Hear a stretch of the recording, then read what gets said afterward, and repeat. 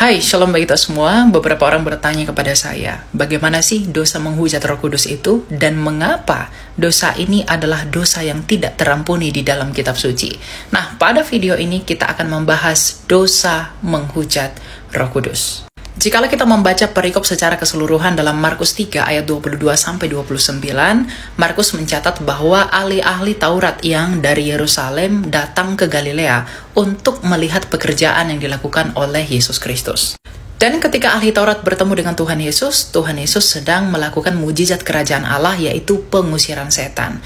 Nah, orang-orang ahli Taurat yang melihat Tuhan Yesus melakukan mujizat ini memberikan kesimpulan aneh akan peristiwa itu dengan berkata bahwa Yesus sedang kerasukan Beelzebul dan menuduh bahwa Yesus mengusir setan menggunakan penghulu setan. Dan hal itulah yang membuat Tuhan Yesus mengeluarkan pernyataan bahwa dosa hujat terhadap Roh Kudus tidak akan terampuni baik di dunia ini dan juga di dunia yang akan datang.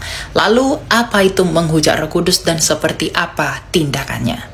Jadi, pengertian menghujat Roh Kudus adalah ketika seseorang yang telah diterangi hatinya oleh Roh Kudus sampai benar-benar sadar dan mengerti bahwa Yesus adalah Kristus dan Mesias, tetapi ia menuduh bahwa Kristus berasal dari setan, maka ia telah menghujat Roh Kudus.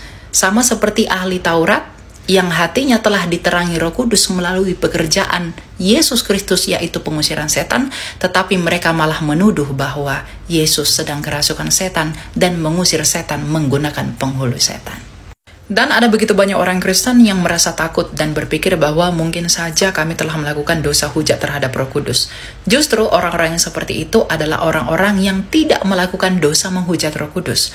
Karena orang yang telah menghujat Roh Kudus akan tetap menolak untuk percaya kepada Yesus dan selalu mengeraskan hatinya sampai dia mati. Jadi orang-orang yang menghujat Roh Kudus adalah orang-orang yang menolak ajakan dan juga kesaksian Roh Kudus untuk percaya kepada Yesus.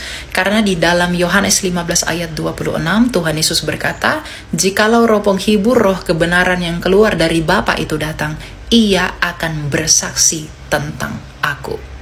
Jadi, jikalau kita masih mengaku secara tulus dan sadar bahwa Yesus Kristus adalah Tuhan dan Ia adalah firman Allah yang turun ke dunia ini, maka kita belum menghujat Roh Kudus. Karena dalam 1 Yohanes 4 ayat 2 dikatakan, siapa yang mengaku bahwa Yesus Kristus datang sebagai manusia, ia berasal dari Allah.